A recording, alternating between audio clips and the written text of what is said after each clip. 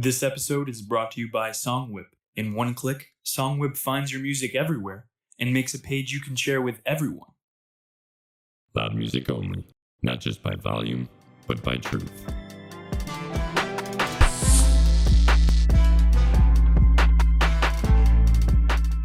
What's going on, everyone? You're watching Showcase on Loud Music Only. I'm your host, A.T Bianco, and today we are joined by our guest, Wilson Page, who is a creative business owner from the UK who is helping musical artists all over the world with his business called Songwhip. Wilson, how are you today? Good. How are you? I'm doing very well. So, I wanted to bring you on here today. I'm going to tell a quick little story, and then we'll really get into, what Songwhip is all about. When I observe different people within the music industry, whether they're independent artists that are signed to major labels, whatnot, I kind of observed their social media strategy. And I came across this one growing an up and coming rapper who's from, I think, South Carolina or North Carolina. And he signed to this very popular the producing group out in Los Angeles called Internet Money. And I don't know if you're very familiar with them, but they're, taking over the music industry. They're a conglomerate of all these young producers who have produced on the internet, and they formed a group. They work with artists. So I found this kid's page, and his name's Dro Kenji. And I saw in his bio on Instagram, Songwhip. I was like, oh, what's Songwhip?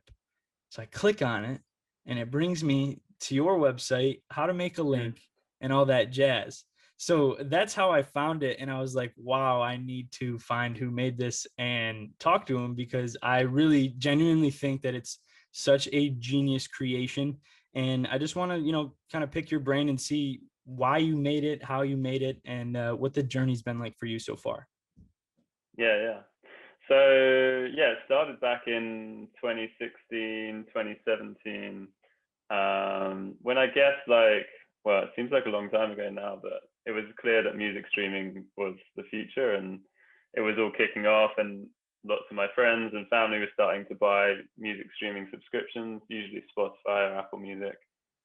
But mainly my sister was using Apple Music and I was using Spotify, and we've always shared music with each other, and I just kind of found it frustrating that I couldn't just say, hey, listen to this, like, here's a link. I had to type out the name of the artist, the name of the band, and then she'd have to copy it and paste it into her Apple Music and hopefully find the song I was talking about. And I thought, like, there must be something out there that just solves this problem. And I couldn't find anything that would just do it like quick enough to make it convenient, that you could just quickly share things and make a little landing page for someone to choose which music service they want to listen to the song on.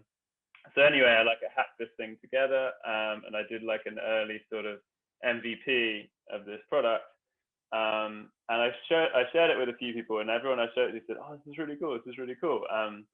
My friend shared it on Reddit, and it got quite a lot of traction, and there was people seemed to think it was cool. So I basically thought I started investing more time in it, and I added more music. So I added YouTube, and then I added Google Play Music, and then that kept going through and adding more and more services as people asked for them. And then but it was still just a side project. It was fun to work on and have a product that was live and people were using it, but I didn't have any way of sustaining the product or paying me to work on it full time. Basically, I knuckled down for a year and really overhauled the whole product, and I had sort of a vision for where I wanted to take it, and I was trying to make it the best music smart link service out there, and free and accessible to everyone. There was and then it turned out, as I got more and more people using it, there was an opportunity to make a little bit of money to cover my costs. So I found out that with Apple Music, if you add an affiliate code to the Apple Music link, then I get a tiny cut if anyone becomes an Apple Music subscriber, or if they buy something on the App Store following clicking on Apple Music link and Songwhip. And that turned out to make enough money just to pay for my bills and like a really small like monthly salary that I could that would just sustain me like a really, really basic level. But it was enough for me to think, okay, if I can grow it and keep it growing, then I could get to a point where I am earning enough to pay my bills properly. So it was at the beginning of last year that I started looking at building the Pro product. And so I started doing some early designs for what that might look like, how it might be priced, who it might be targeted at. And over the course of these years, it became clear that the real value of this product wasn't with people like me and my sister that were sharing music with each other, but it was for the independent artists who wanted to make get as many people listening to their music as possible with a single, either like a link in bio or a tweet or a post. They wanted to be able to say, look, here's my song, listen to it now. So yeah, it really got more traction with that audience than it did with people just sharing music. So it was of that year when I really started to take Songwhip seriously. It's more about steering the product towards independent artists as opposed to just like people sharing music, fans sharing music with one another. So I want to touch on the topic of that I guess fork in the road mindset of, oh, should I be spending my time on this? Should I go and find another job? There's a bit of like a creative frustration as you have this idea, and I can relate to this in terms of my own separate projects. What are some mental setbacks that you've kind of went through going back and forth with your own self-doubt with the whole idea of Songwhip? Really good question. The whole time, every day I wake up and going, am I doing the right thing? Am I doing the right thing? This is like, and when you tell your parents, like, I'm just going to work on this music tool, they're like, oh God, what's he doing? Blah, blah, blah. And so you kind of feel like you're letting them down a little bit. And if you've got a partner and you feel like you're putting pressure on them, and because you're not bringing in as much money as you used to. And so there's always this thing. But for me, like I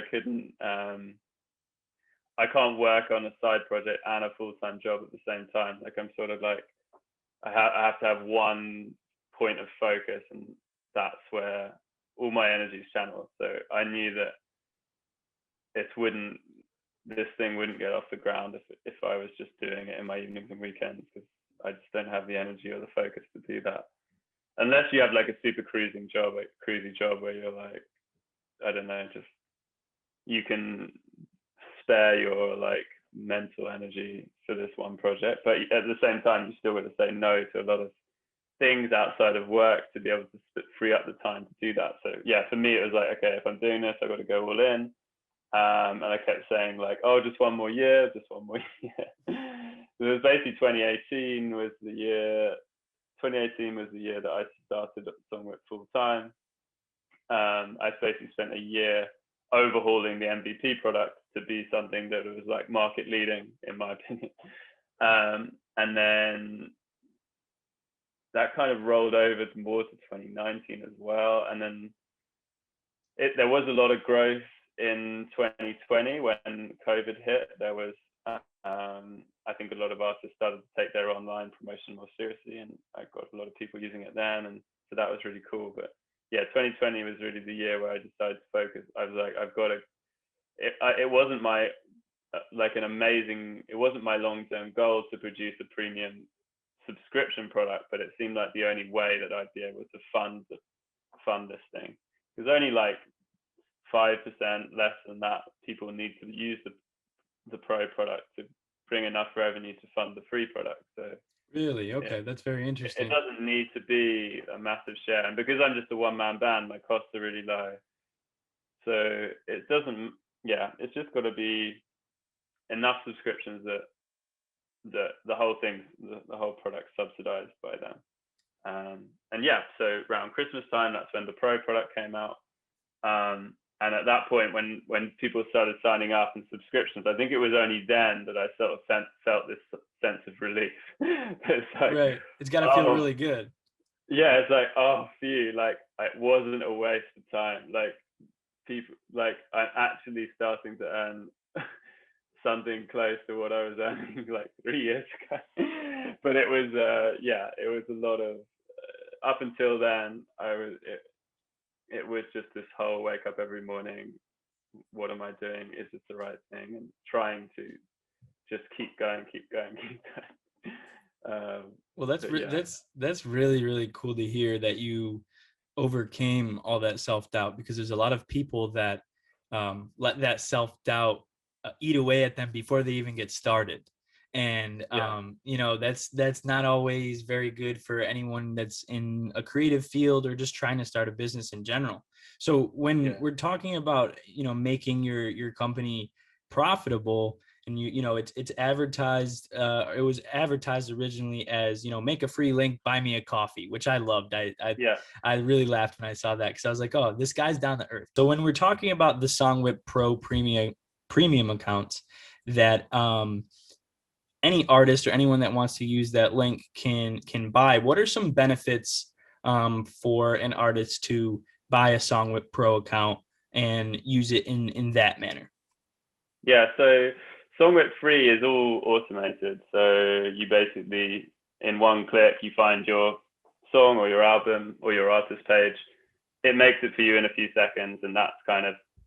That's what you get. You can reach out to me if you want any like tweaks or changes making.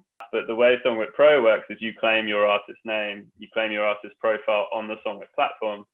So that gives you the authority to be able to edit any of your artist, album, or song pages. So that means completely customizing what links are there, what they look like, what order they're in, like what's your priority of which links are the most important. You can change the artwork. You can integrate Facebook pixels for your advertising campaigns if that's something you like. You can add special components like the MailChimp subscriber component. So it's kind of a way to just, you unlock the control, you unlock the ability to take control of your pages basically. Whereas Songwhip Free is just like, here's what you've got, the free automated page that Songwhip made you automatically. And if you don't like it, go pro and customize it how you like. So it was a little bit of a different business model to how other people were doing it, because other people were just like, other smart link services are more like, oh, you just create an account and then you can just churn out, you can just spin up different pages. And Songwhip is more about a platform of artists, a platform of songs and albums, a bit like Spotify is, right? So the same way that you can verify your profile on Spotify, and that gives you authority to update your artist page on Spotify and stuff like that. It's similar to how it works on Songwhip. So you're not paying like per page like some platforms do. You just take ownership of your artist profile, and that gives you control to edit any of your pages. So I just thought that was like a simpler model, and it matched up to how independent artists work. And they're not like running ads, they're not like super hardcore marketing teams. They're just like individuals that want to take control of their pages and tweak them how they want. And it definitely is the free product, you know, it gets the job done. Just because of how user friendly you've created and designed the website. For someone who, you know, in my case, who just kind of stumbled upon Songwhip, clicked on the website and it said create a link, I clicked on it and it was so easy. And I think the free version definitely gets a lot of traction towards Songwhip's website. Now, when you're talking about the premium version, how much do you charge? Like, is it like a per month, per year subscription to the pro account? Yeah, so there's two plans. There's the artist, what I call the indie artist plan, and the business plan. The indie artist plan is $6 a month if you want to pay monthly, or you get a 20% discount if you pay for annual. So I think annual is $57 a year. So yeah, it depends. Like if you want to some people just buy the subscription for a few months while they're promoting their new release, and then they'll stop the subscription. Or some people are releasing stuff so frequently that it makes sense for them to make those savings annually. With the business plan, you get a few nice features. So you get the ability to add custom domains. So if you own a domain like yourartistname.com, you can use that in front of and point that at your Songwhip page or your Songwhip pages. And there's Yeah, other bits and pieces like there's priority support if your business. Yeah, but you can just head over to Songwhip Pro, songwhip.com/pro if you want to take a look at the different plans on offer there, and you can kind of find the one that's right for you. That's awesome. Yeah. And that's really affordable too. That's the biggest thing I really like about it, is how affordable it is for any type of artist. Mainly kind of focusing on your target audience, as you were saying, is those independent artists that are looking for that one-stop shop link that their fans can access their music from. Because in terms of just a marketing sense, of brand marketing, when you're talking about different artists, right? We live in an age where social media, everyday people on social media, they're not very patient. They want everything in the snap of a finger, very fast, and they don't want to go clicking through all these different link trees and stuff like that. Even though link trees is good, but the reason why I liked Songwhip so much is because I could see Songwhip, putting Linktree right out of business just because of how easy it is to use, which I just thought it was, so cool, which is the reason why we're here talking today. So Yeah. when I was talking to you through Instagram Messenger, I was asking you some questions about, what's your background, so on and so forth. And you said you've been coding for 10 years, right? And you were self-taught. Yeah. So I studied at design at university. What school did you go to? Leeds University, which is Wow. in the Wow. northwest. My sister went to Leeds University. Really? Yeah. And she went to Leeds University, studied microbiology a few years back, and she got her master's there. So I had to throw that in there because I have like a personal connection to Leeds. So That's it's cool. kind of a small world. So you studied what is it, computer science, software development there? No. I studied graphic design, so I don't have Really? any Okay. formal. I don't have any formal training for software. But I've always been like technically curious. Like I've always liked doing stuff on computers and messing around with things. But I really like design as well. So I got my degree in graphic design communication. And when I left, like lots of people started asking, "Oh, mate, can you make websites? Can you design websites?" They kind of like lump design websites like into like AKA build websites. It's like Yeah. I was like, well, I could design one, but I don't know if I could build one.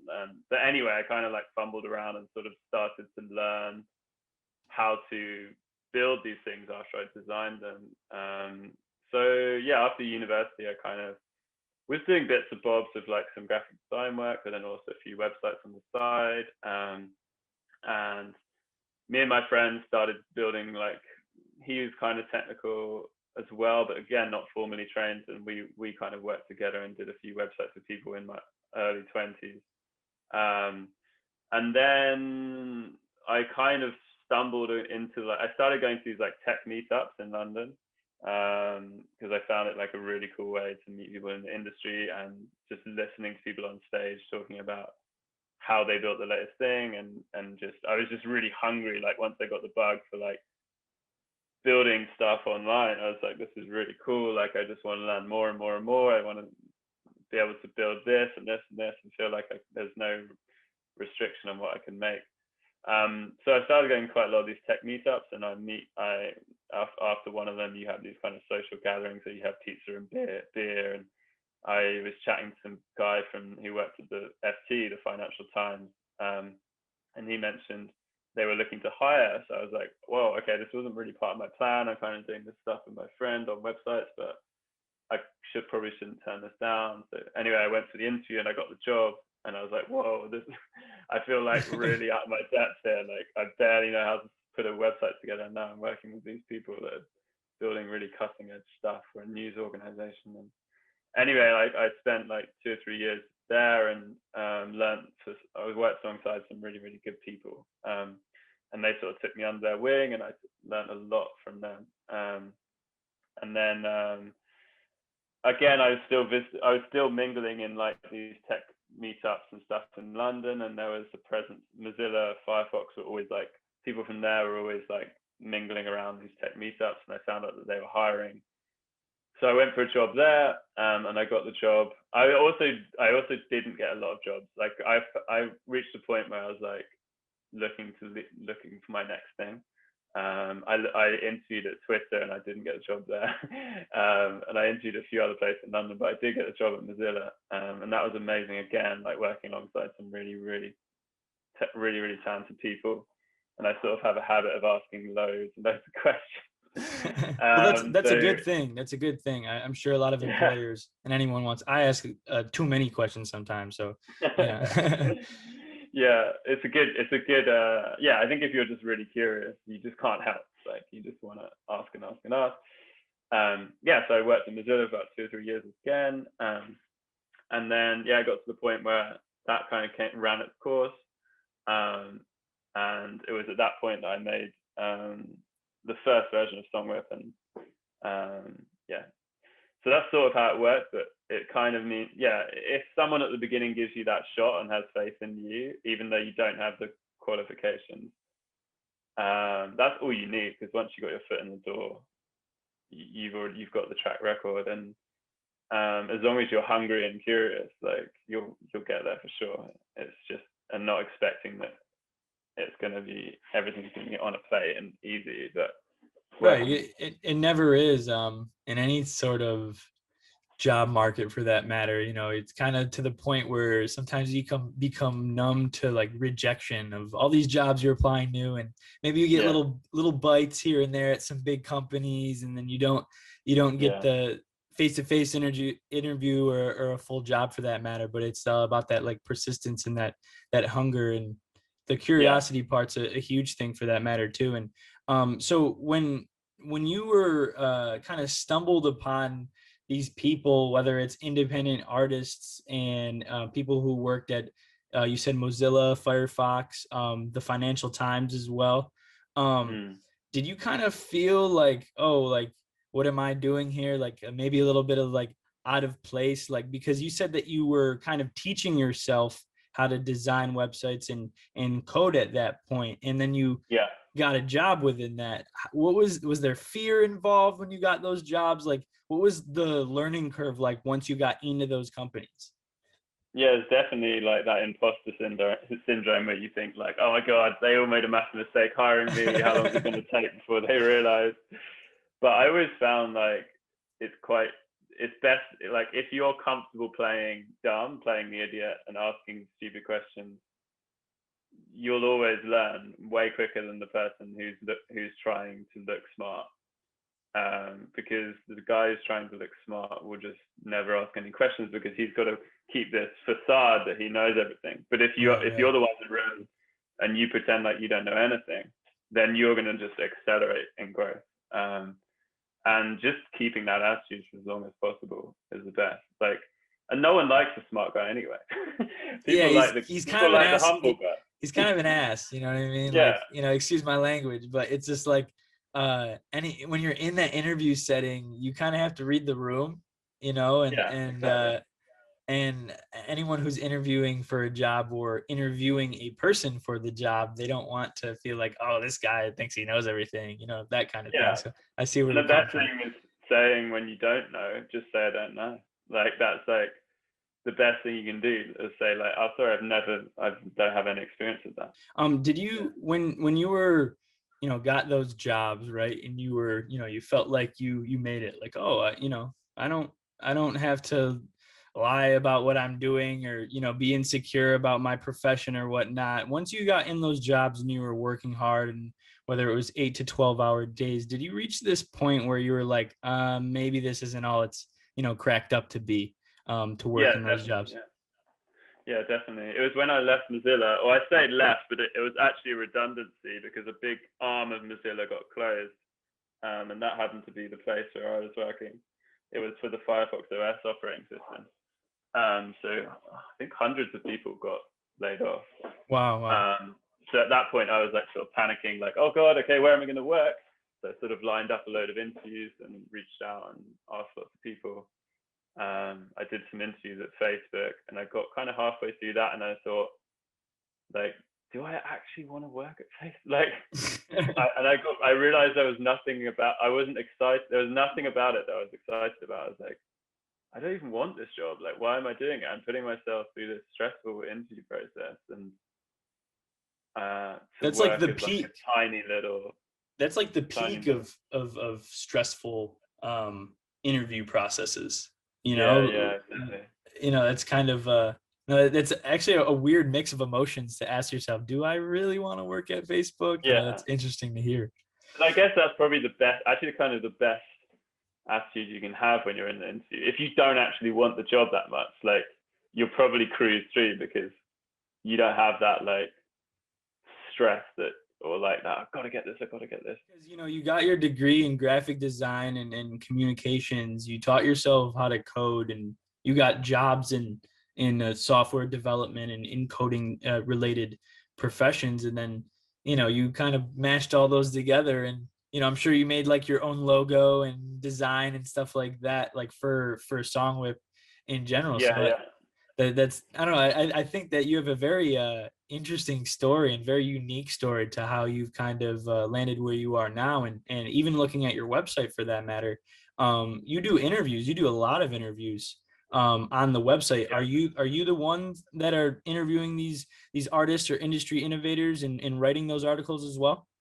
Yeah, the way it works is I basically have a set of questions, so it's all offline.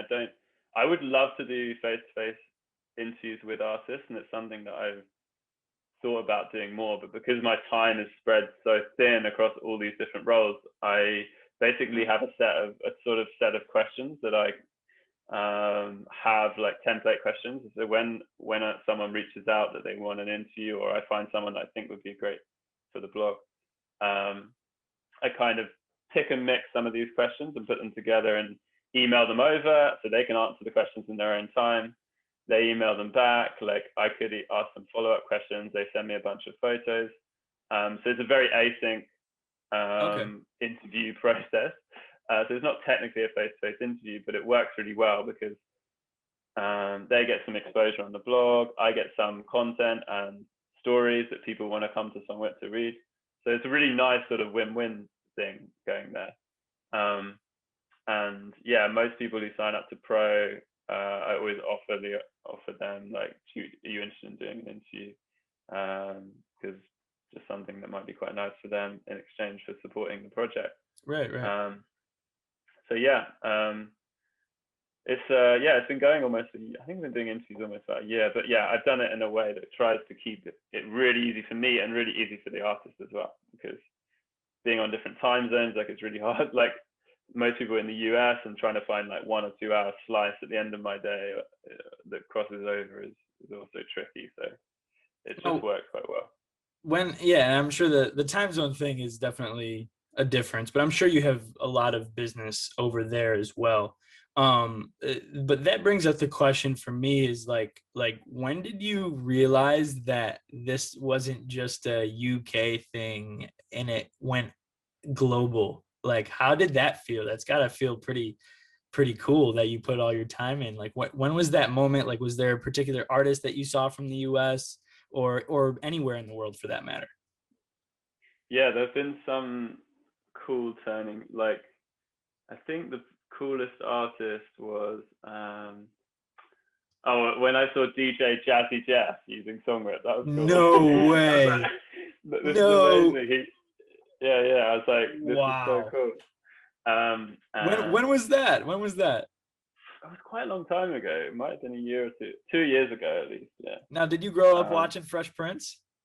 Yeah. So, it's one of my favorite shows. I got a poster of Will Smith over here, and every time I hear DJ Jazzy Jeff, I think of Uncle Phil throwing him out of the house, and he's like, it's so funny. So that had to have been really cool. Did you like contact him or anything like that? No, it's weird. Like, it's really hard to get in contact with artists, and I don't know what you do. Say thanks for using it. If I started doing this this Artist of the Week thing as well that we do on the socials, where it's like, again, a really, really simple thing that I can just stay on top of. It's like look at like, okay, who were the top 3 performing artists of the last week who got the most plays on Songwhip, and then grab their image, grab their link, make a little image that we can share on social, and reach out to them and say, are you interested in doing an interview? And also I offer them a year's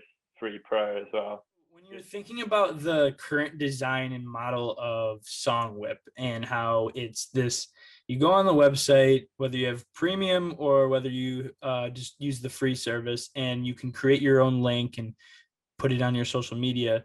Do you have any plans of having it evolve into maybe like I don't know, a different kind of model, or adding to it for that matter? Do you have any ideas or plans for that you want to share? I'd love my long-term vision for Songwhip pages in general is to just become a bit more richer. Like I'd like to see more media on there, perhaps videos. I'm looking into doing pre-save campaigns, which is something a lot of artists are asking for.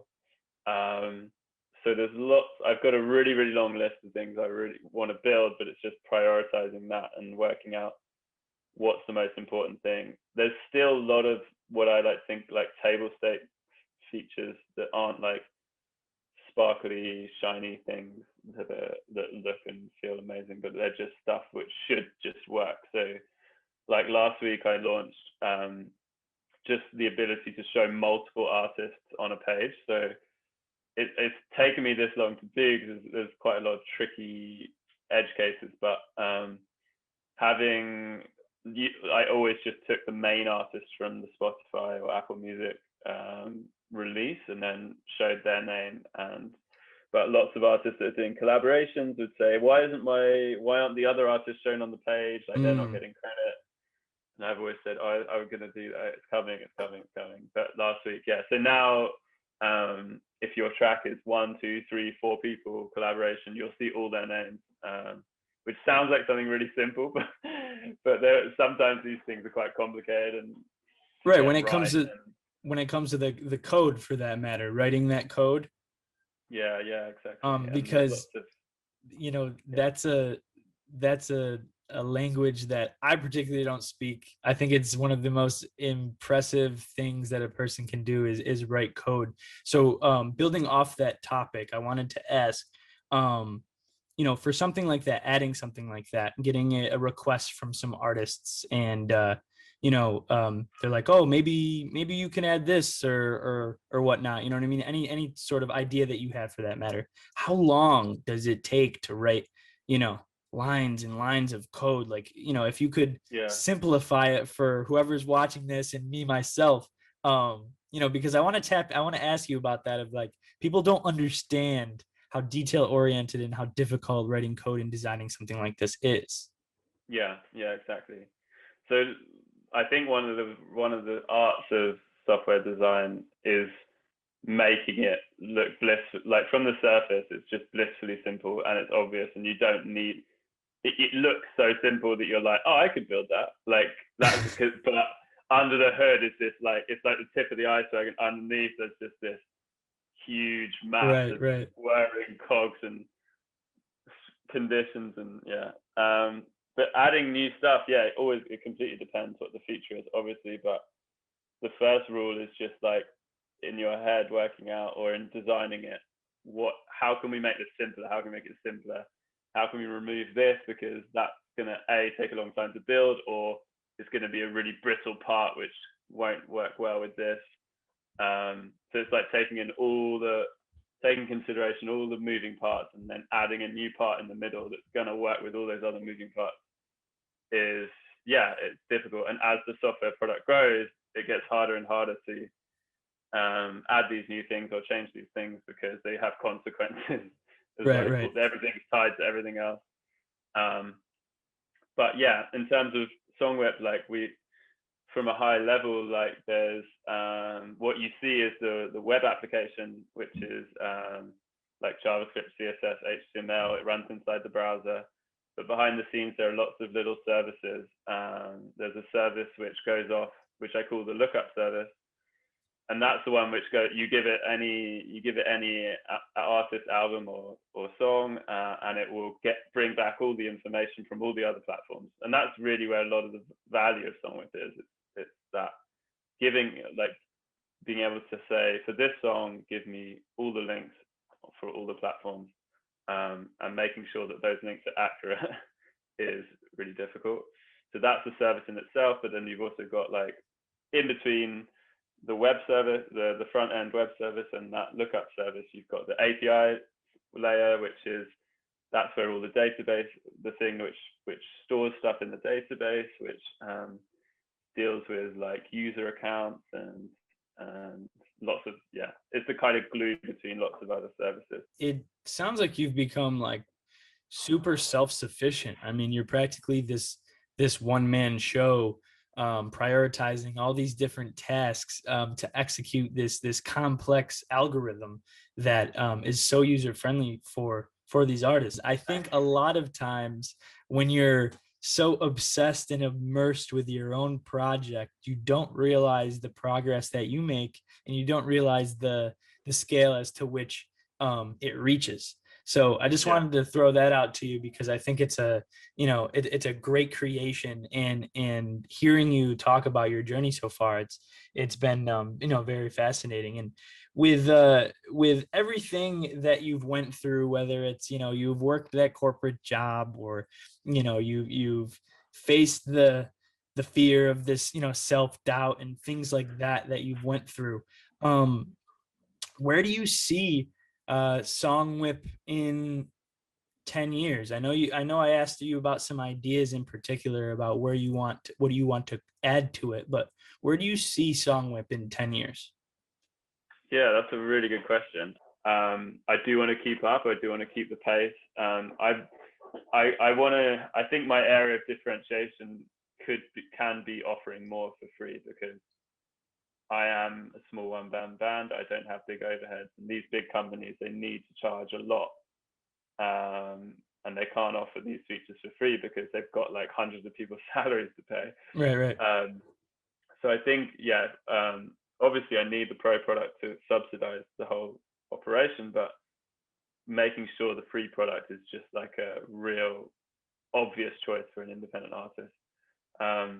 One of the things I don't do very well is marketing. Like, this is probably the first podcast I've been on.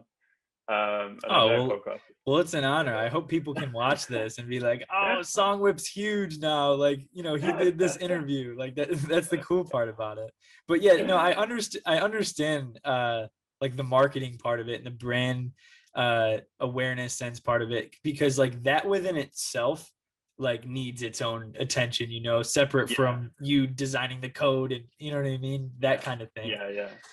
So when I'm head down in a new feature, I just I'm not doing any marketing, and I try to just build things that work well, like building good landing pages with good keywords and SEO and the blog, and to like, as a long-term strategy to bring people in. But I'm not, like, actively, like, doing things like, I'm not running, like, paid advertising campaign. Like, everything's word of mouth, and I think that's a very slow strategy. But one thing that's been to my advantage is that Songwhip by nature is a viral product, in that when you're using Songwhip, you're sharing Songwhip. So I think if that hadn't been the case, like, I don't think it would have spread in the way it did.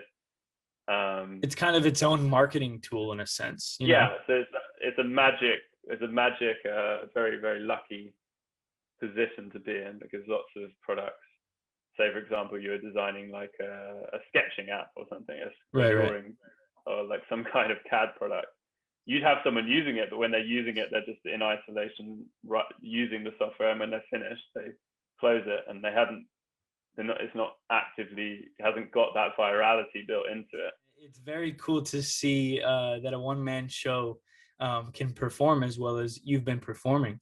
And I hope everyone watching this goes and checks out Songwhip for themselves, whether they're just a music fan or whether they're an independent artist, or any artist for that matter. If you're looking for a way for fans and music listeners in general to access your music on your social media, especially Instagram, whether it's Twitter, by one click, make sure you go use Songwhip, because there's absolutely no excuse not to use it. To be honest, it's super user friendly, whether it's the free version or whether it's the pro version. So go check out Songwhip. And I really appreciate you sharing your story here with us today. And thanks for coming on, man. Cool. Thanks, Anthony. Thanks, man. So this is Showcase on Loud Music Only. I'm your host, A.T Bianco, with Songwhip's very own, I'll call you a CEO, Wilson Page. So as funny as that sounds, you're the one-man show CEO. So, and it rhymes too. So thanks for watching Showcase on Loud Music Only. And we'll see you next time.